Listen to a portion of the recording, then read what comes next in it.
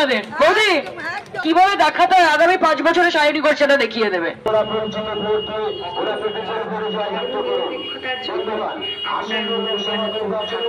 সর্বভারতীয় তৃণমূল কংগ্রেস প্রার্থী সায়নী ঘোষের আমাদের যুবনেত্রী একটি তরতাজা মুখ তৃণমূল কংগ্রেস পাঠাচ্ছে লোকসভায়। সায়নী ঘোষ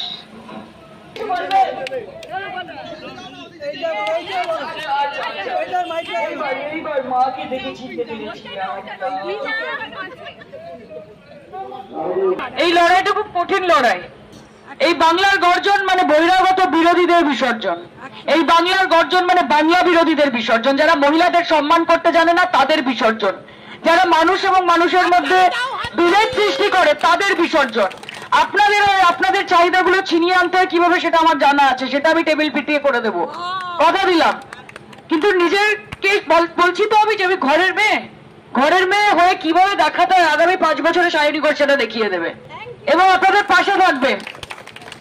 ফলদা রয়েছে, বসুন্ধরা রয়েছে, ডবল ইঞ্জিন হয়ে গেছে, এবার সায়নী ঘোষ আসবে, ট্রিপল ইঞ্জিন সরকার হবে, কথা দিলাম আপনাদের। বৌদি জয় বাংলা, ভালো থাকবেন, আমি আবার আসবো আমি।